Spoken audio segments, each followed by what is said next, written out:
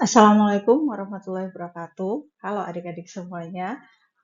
Ketemu lagi dengan video learning dengan saya, Siti Nur Aisyah. Dan kali ini, video learning ini akan membahas tentang salah satu topik dalam mata kuliah diagnosis penyakit tanaman, yakni karakteristik jamur penyebab penyakit tanaman.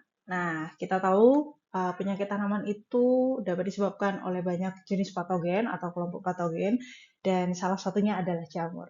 Di video learning part One ini kita akan membahas secara general terlebih dahulu sebelum kita berbicara lebih spesifik pada jamur penyebab penyakit tanaman atau kita sebut jamur patogen tanaman. Kita bahas dulu tentang apa itu jamur.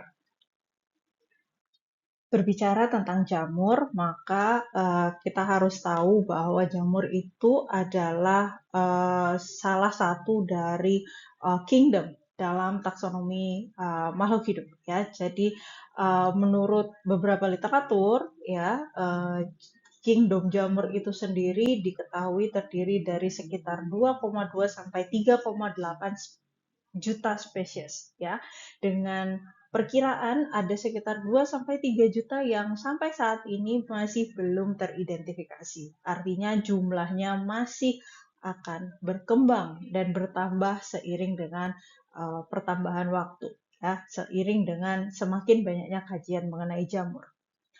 Nah, jamur ini adalah mikroba eukariotik. Artinya jamur ini mengambil nutrisi secara eksternal melalui proses penyerapan, di mana menurut Richards et al. Di tahun 2006 melaporkan bahwa jamur itu mampu menyerap nutrisi menggunakan struktur hifa. Ya, jadi hifanya itu punya karakteristik filamentous, jadi berfilamen, sehingga itu yang membantu jamur untuk bisa mendapatkan nutrisi dari sekitarnya atau dari lingkungan di tempat dia tumbuh.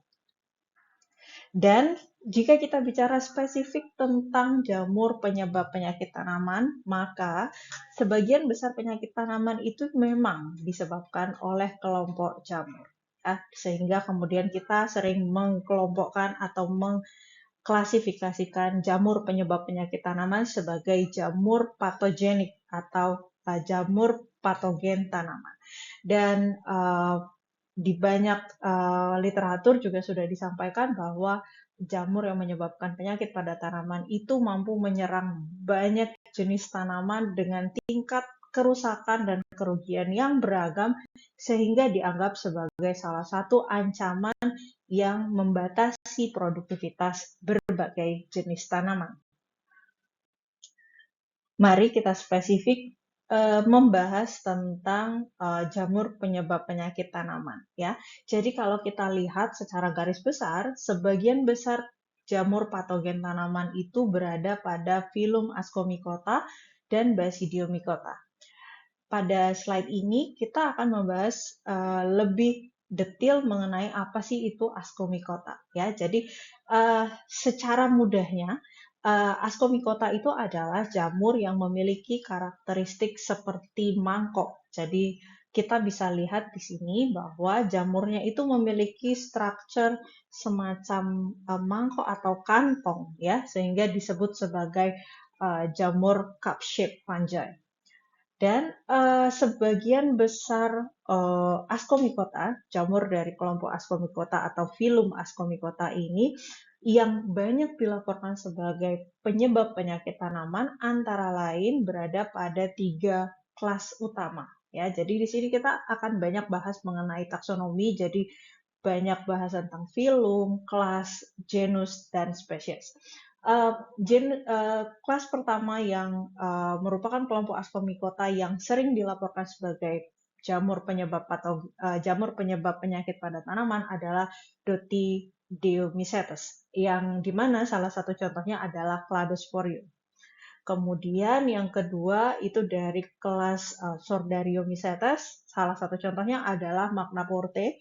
Nah, Magnaporte ini adalah kelompok patogen atau spesies patogen yang banyak menyerang tanaman padi ya, menyebabkan penyakit fungus blast, rice blast.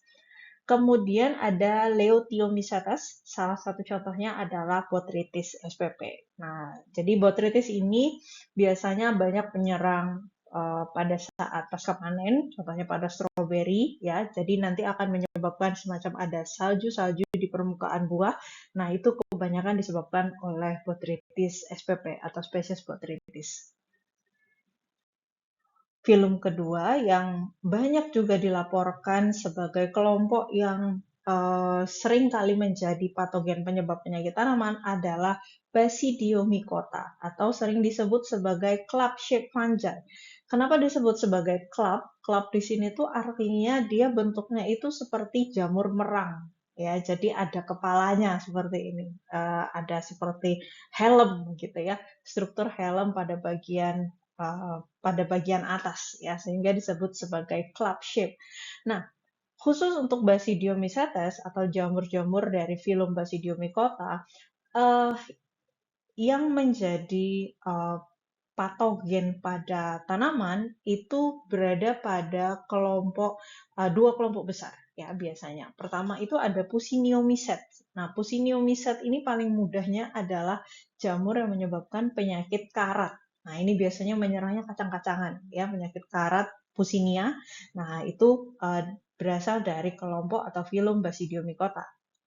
Kemudian ada subfilum Ustilaginomicotina.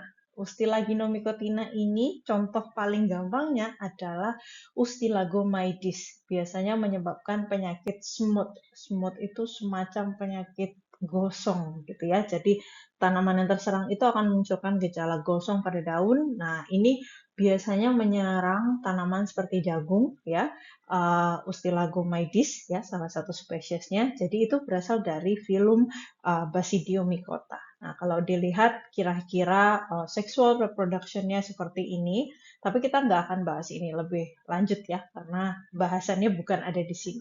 Nah, dari kedua film ini ya, kalau berdasarkan studi dari Moller and Stukenbrock di tahun 2017 dilaporkan bahwa dibandingkan antara dua film ini, Ascomycota dan Basidiomycota, maka yang paling beragam, yang paling banyak variasinya sebagai patogen itu ada di Ascomycota. Jadi kalau dibandingkan dengan Basidiomycota, variasi patogen pada tanaman yang berasal dari kelompok Ascomycota atau filum Ascomycota itu jauh lebih banyak dibandingkan dari filum Basidiomycota. Namun kalau dibandingkan secara keseluruhan dari kingdom jamur ya, maka filum yang paling banyak dilaporkan sebagai patogen pada tanaman berasal dari dua filum tadi ya, Ascomycota dan Basidiomycota. Nah, sekian video learning part pertama dari topik karakteristik jamur penyebab penyakit tanaman. Nah, untuk informasi lebih lanjut mengenai materi ini, silakan adik-adik mengakses video learning part 2 dari topik ini. Terima kasih yang sudah menyaksikan dan mendengarkan video learning kali ini. Semoga video learning ini bisa memberikan manfaat dan mudah dipahami oleh adik-adik semuanya ya. Ketemu lagi di video learning berikutnya. Wabillahi taufiq wal hidayah. Assalamualaikum warahmatullahi wabarakatuh.